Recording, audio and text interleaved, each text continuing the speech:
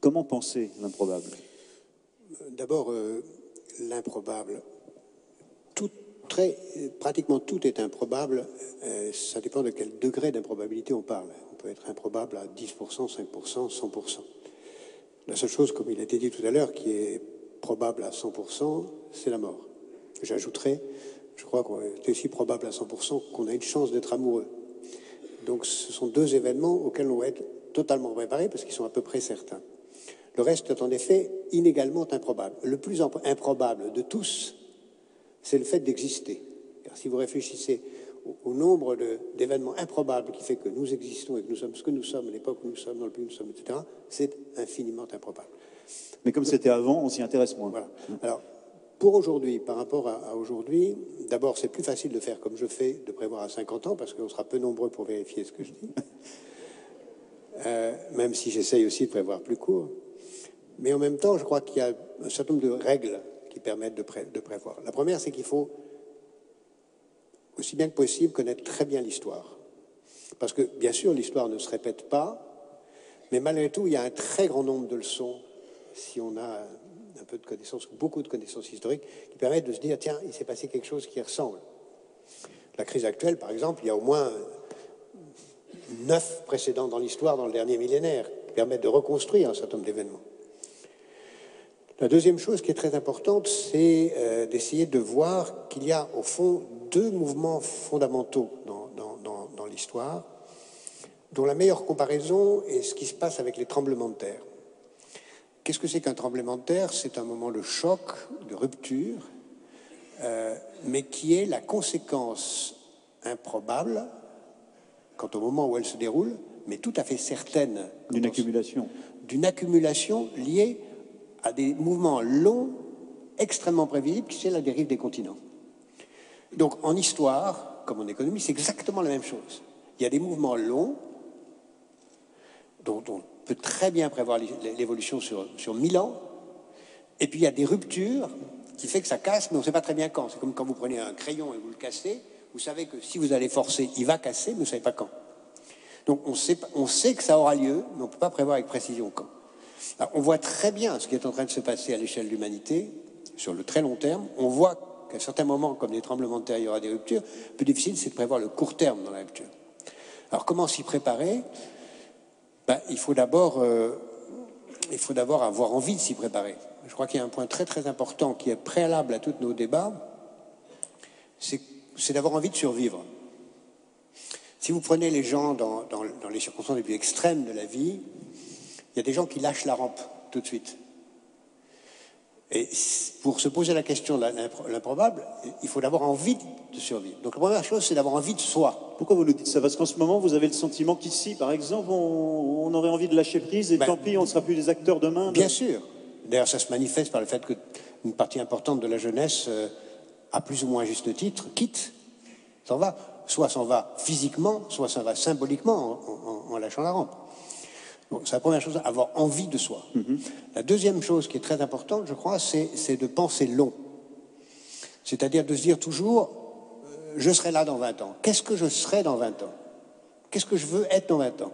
Et essayer en permanence de se dire, je serai ça dans 20 ans. Donc ça exige d'avoir une idée de soi dans 20 ans. La troisième chose qui est très importante, pour prévoir, me semble-t-il, c'est d'être capable d'être empathique avec les autres. C'est-à-dire de comprendre, non pas des théories ou des lois, mais d'essayer de se mettre à la place des autres, ses amis ou ses ennemis. Et d'être capable, en se mettant à la place de ses amis ou de ses ennemis, de comprendre comment ils vont se comporter. La quatrième chose qui est importante à ce moment-là, c'est de se dire, voilà comment les autres vont se comporter, je dois être capable de résister à ça. C'est un peu ce que Maurice a fait en ayant le double des fichiers. C'est la résilience, c'est la capacité d'avoir de la redondance. Ça, c'est fondamental. Puis il y a toute une série d'autres principes qui s'appliquent à ça. Et puis il y a une série de recettes plus ou moins importantes. Moi, j'ai quelques recettes pour essayer de prévoir. J'en dirai deux. La première, qui est pour moi extrêmement importante, c'est la musique. La musique? Oui.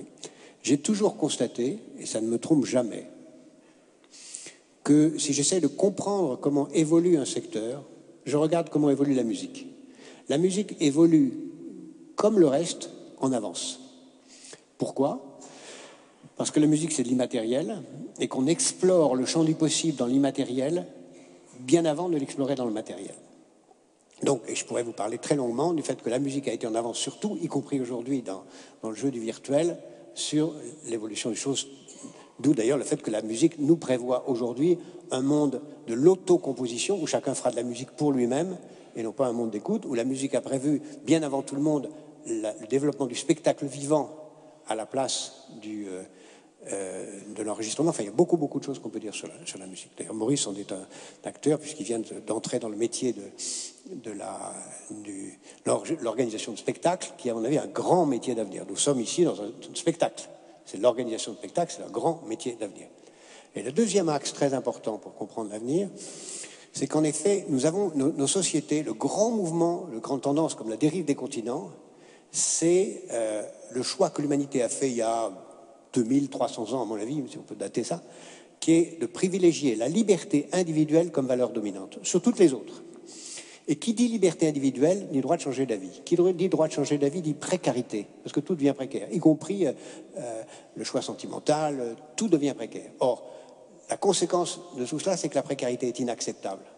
Et que donc, face à l'improbable, qui est la précarité, qui est l'autre nom de la liberté, nous essayons de mettre en place des mécanismes, non pas pour éliminer l'improbable, mais pour compenser l'improbable, pour nous en protéger, d'où l'assurance. Qui a vocation à être l'industrie majeure, parce que c'est l'industrie de la protection qui permet de rendre tolérable la liberté, qui sans cela serait totalement intolérable. Assurance qui, à mon avis, va être plus publique que privée, mais c'est une autre question. On s'aperçoit que la science a permis de prévoir de plus en plus de choses considérées auparavant comme improbables. Je prends l'exemple de la météo. Le physicien Laplace disait que si on pouvait connaître la position et les forces qui animent toutes les particules de l'univers, alors on pourrait prédire l'avenir.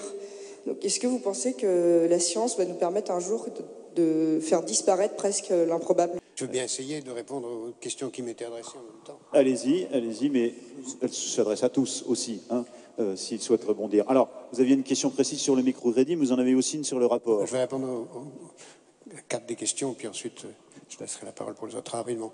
Microcrédit, ça me ramène au fait qu'en dehors de la musique, il y a un autre axe très important pour moi de la prévision, c'est la démographie. Ça, c'est une science à peu près certaine, on sait à peu près bien les tendances, et une des raisons pour lesquelles j'ai choisi de m'engager dans la bataille pour la lutte contre la pauvreté, c'est parce que les tendances démographiques nous indiquent que nous allons vers une extraordinaire aggravation de la pauvreté à travers le monde. 4 milliards de personnes seront en dessous du seuil de pauvreté en 2050, et j'ai constaté que le microcrédit, la microfinance, puisqu'il faut plutôt l'appeler comme ça, est un outil fondamental, d'où l'organisation que je précite, Planète Finance, qui maintenant, dont Maurice est un des membres du Conseil, qui travaille dans 80 pays et qui lutte très efficacement. Si on doit donner un autre instrument, il y en a d'autres, il y en a au moins 3 ou 4 autres, mais le plus important de tous les autres dans la lutte contre la pauvreté, c'est la démocratie. Comme l'a démontré un prix Nobel d'économie indien, Amartya Sen, la démocratie permet la transparence, qui est la condition de la révolte contre les inégalités, et elle est la clé de tout. Les propositions, 316, le gouvernement en a appliqué la moitié. Alors on peut penser que c'est la moitié de droite par rapport à la moitié de gauche, c'est possible, c'est pas loin d'être vrai, mais le président de la République m'a demandé de reprendre ce travail à la fois pour faire ce bilan, je pense que le bilan sera assez positif puisqu'en effet plus de la moitié des propositions sont appliquées, et de proposer de nouvelles choses que nous allons proposer fin juin, parce qu'il y a beaucoup d'autres urgences qui sont apparues, en particulier avec la crise, mais c'est pas parce que les médias avaient insisté quelques minutes sur les taxis que le reste n'a pas été suivi, et vous verrez, vous devrez savoir assez facilement qu'un grand nombre de choses qui ont été faites viennent de ce rapport.